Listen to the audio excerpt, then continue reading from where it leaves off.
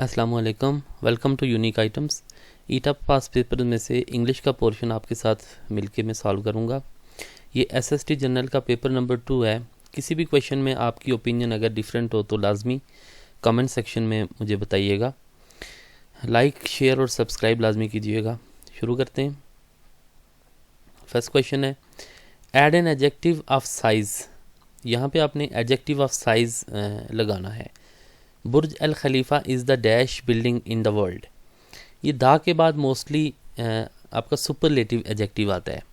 The dash, the round, big, tall, tallest. The tallest चूँकि दा है तो इसलिए हमने सुपरलेटिव डिग्री को यहाँ पे यूज़ करना है। डी हमारा राइट आंसर होगा।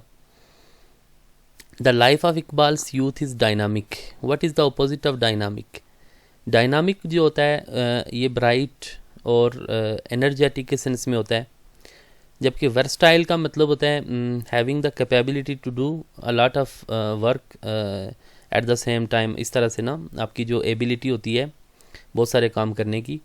तो कन्फाइंड लिमिटेड होता है, परपेचुअल एटर्नल हमेशा रहने वाला। और स्टैटिक जो होता है तो वो साकित के सेंस में होता है। अब देखें डायनामिक एनर्जेटिक होता है तो डेफिनेटली इसका जो अपोजिट होगा वो स्टैटिक होगा। A dash is a statement supported by arguments. Thesis, poem, a short story, an essay writer. Essay writer तो एक राइटर होता है। शॉर्ट स्टोरी तो कोई स्टेटमेंट नहीं होती, पोएम भी कोई स्टेटमेंट नहीं होती जिसको आर्ग्यूमेंट से आपने सपोर्ट करना होता है। तो ये थीसिस एक ऐसी चीज़ होती है जो कि एक स्टेटमेंट थीसिस राइटर जो देता है और उसको सपोर्ट करता है बाय द आर्ग्यूमेंट्स। तो राइट आंसर हमारा ए होगा।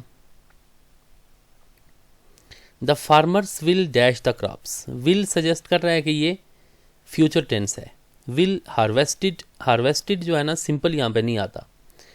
सिंपल जो सेकंड फॉर्म होती है तो वो तो पास्ट सिंपल में आती है। आर हार्वेस्टिंग ये प्रेजेंट कंटिन्यूस आ जाता है। डू के साथ आईएनजी फॉर्म तो आती नहीं है। विल हैव हार्वेस्टेड ये फ्यूचर परफेक्ट टेंस बन जाएगा। The farmers will have harvested right answer होगा हमारा।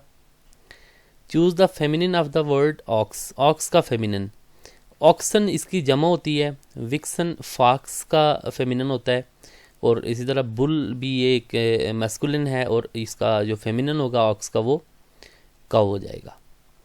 The plural of dynamo is. Dynamo भी एनर्जेटिक पर्सन होता है। जो डायनामिक्स होती है ना ये एक साइंस है और डायनामोज इसका जो है ना प्लूरल है। Dynamo, dynamos, MOS। The poem opportunity is written by. जो पोएम अपॉर्चुनिटी है तो ये किसने लिखी है? वाल्टर मेलोन ने ये लिखी है। Change into indirect speech, he said to his master pardon me sir. तो ये said to his master pardon me sir ये एक क्या है? इल्तिजा है। तो इल्तिजा है तो इसका जो रिपोर्टिंग स्पीच का जो पार्ट है he said to his master, इसको हम चेंज कर लेंगे। इसको आप आस्क्ड में नहीं कर सकते, सैड में भी नहीं कर सकते, सिंपल आप पार्डन भी नहीं कर सकते। तो इसको बैग में हम चेंज करेंगे। यानी उसने फिरियाद की कि क्या करें, मुझे माफ़ कर दें। He begged his master to pardon him me. ठीक है, first person according to subject change होगा। ही है तो ही का ऑब्जेक्ट हिम आ जाएगा। तो ये राइट आंसर हमारा बी होगा। He begged his master to pardon him. Something within me laughs and dash. Laughs and wept तो ये पास्ट आ जाता है। डांसिंग देखें लाफ्स के साथ इस तरह ये सही स्ट्रक्चर नहीं बनेगा। अरोज भी पास्ट आ जाता है। लाफ्स एंड सिंग्स दोनों जो है ना तो ये प्रेजेंट सिंपल में आ जाएंगे। We eat dash we may live. We eat that is as though because of, तो ये राइट स्ट्रक्चर आपका बनेगा। हम खाते हैं ताकि हम जिंदा रहें। So we may live. The poem dream within a dream is written by. जो dream within a dream poem है that is written by Edgar Allan Poe. उसने ये पोएम लिखी है dream within the dream. Change into active voice, इसको active में change करना है। A bird has been caught by her. Has been caught present perfect का ये पैसिव है। हर को हम चेंज करेंगे शी में। हैज़ बीन को सिंपल हैज़ में चेंज करेंगे। हैज़ के साथ थर्ड फॉर्म लग जाएगी। प्रेजेंट परफेक्ट में हैज़ हैव के साथ थर्ड फॉर्म आती है। तो हैज़ बीन काट इन्होंने ये प्रेजेंट परफेक्ट का पैसिव बनाया हुआ है। ये देखें कैचेस तो प्रेजेंट में आ जाता है, कॉट, शी कॉट, इसमें कोई एच वी नहीं यूज़ हुआ, ये भी गलत हो जाएगा। एबल टू, ये राइट स्ट्रक्चर नहीं है। तो she has caught a bird has been caught by her, तो ये राइट आंसर होगा हमारा ए। नेक्स्ट है fill in the blank with the correct word, a dash of locusts attack the crops. यहाँ पे आपने ये नाउन लगाना है, आपने collective noun. Flock of birds होता है, herd of cattle, bouquet of flowers होता है। तो लोकस्ट्स जो होते हैं ना, टिड्डियाँ, तो उनके लिए आप क्या इस्तेमाल करते हैं, of a swarm of locusts attack the crops, C right answer होगा। Fill in the blanks with the noun, I do not have much dash, it's just 2 small bags.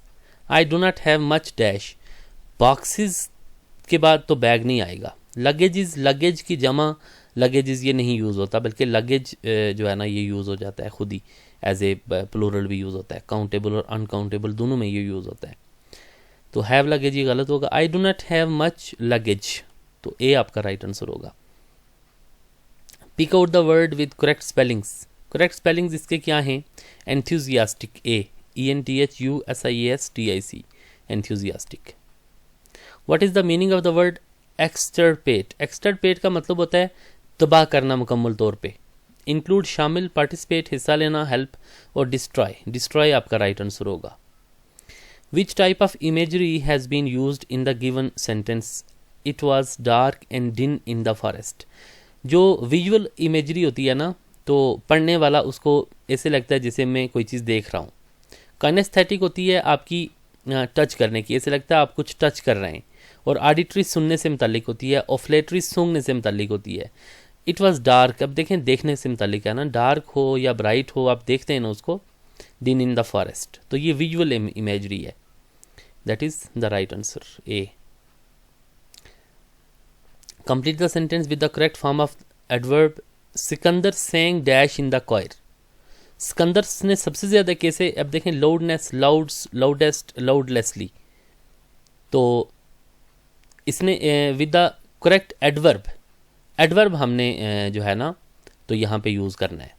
तो लाउडेस्ट जो है ना एज ए एडवर्ब भी use हो सकता है सेंग के साथ, सेंग लाउडेस्ट। ये मोस्टली जो है ना वेब पे भी मैंने सर्च किया है, तो मोस्टली सिकंदर सेंग लाउडेस्ट ये राइट आंसर आता है। ये अच्छा भी लगता है यहाँ पे, ये एज ए एडजेक्टिव भी यूज़ हो सकता है और एडवर्ब भी, sang loudest in the choir. Pick out the word with correct spellings. Spellings जो है ना तो ये एंडाउमेंट, एंडाउमेंट फंड भी होता है समटाइम्स, पावर ENDOWMENT, ये एक तरह का एक फंड होता है डिफरेंट ऑर्गेनाइजेशंस में, तो ये एंडाउमेंट ENDOWMENT ये राइट आंसर होगा आपका। तो ये था आज का लेक्चर, इसमें हमने कुछ MCQs डिस्कस किए हैं ईटा के पास पेपर्स में से इंग्लिश के MCQs। उम्मीद है आपको वीडियो पसंद आई होगी। लाइक शेयर सब्सक्राइब लाजमी कीजिएगा, फिर मिलते हैं आपसे इंशाल्लाह।